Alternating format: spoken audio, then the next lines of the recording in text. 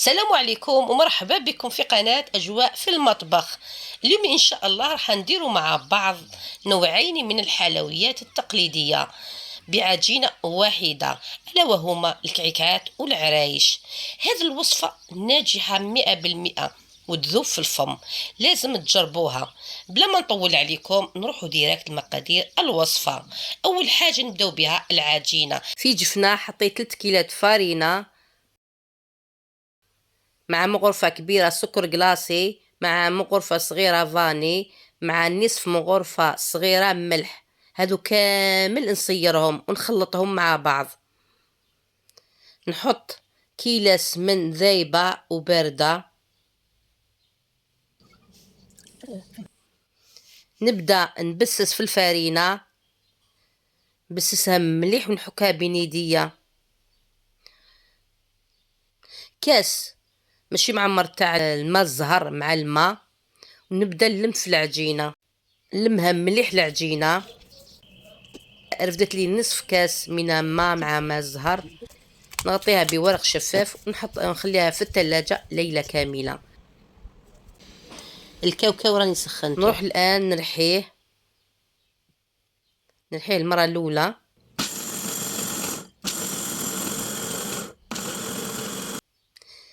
تلت كيلات كاوكاو، كيلة سكر عادي مش معمر، نخلطهم مليح ونعاود نروح نرحيهم.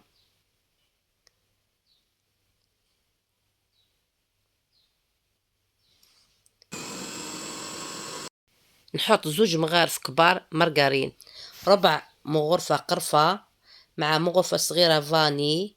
نلم العقدة تاع الكاوكاو بما الزهر، نحاول نعجنها مليح ونحطها في ورق شفاف ونخليها ليلة كاملة وهي في الثلاجة. نكسل العجينة بالرولو ونحط الحشو اللي وزنته حوالي 15 غرام مع العجينة 30 غرام، ونبدأ نسقم فيها على شكل كعكات ونحطها في مول تاع الحديد. هاني نزيد نخدم وحدة أخرى، نكسل العجينة بالرولو ونحط الحشو في الوسط، نحطه على الشكل تي، نلمها في الأطراف ومن بعد نبدأ نسقم فيها، نحاول نحيلها كامل الهواء اللي من داخل.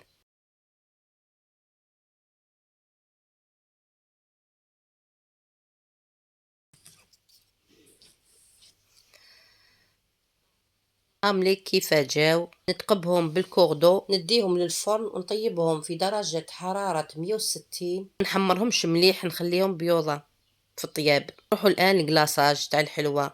كيلة صغيرة تاع حليب مع كيلة صغيرة تاع ماء الزهر مع نص كيلة زيت، مغرفة صغيرة ملون أبيض. نخلطهم مليح ونبدأ نفرغ في سكر جلاسي. سكر جلاسي صيرته مقبل، كل مرة نزيد سكر جلاسي حتى تولي عندي عجينة. كي تولي عجينة نحلها بالقاص حتى نتحصلوا على القوام المناسب، ونبدأ نقلاصي في الحلوى. نعمر القلاصاج في بوشيت ونبدأ نقلاصي في الحلوى. أنا قسمت القلاصاج تاعي على 2، نص خليته بيض ونص اللي بقى درت له اللون البرتقالي، ونبدأ نقلاصي في الحلوى.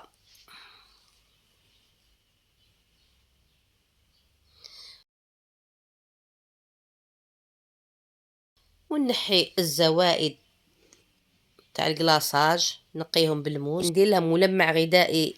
اما بالنسبه للتزيين فهو اختياري.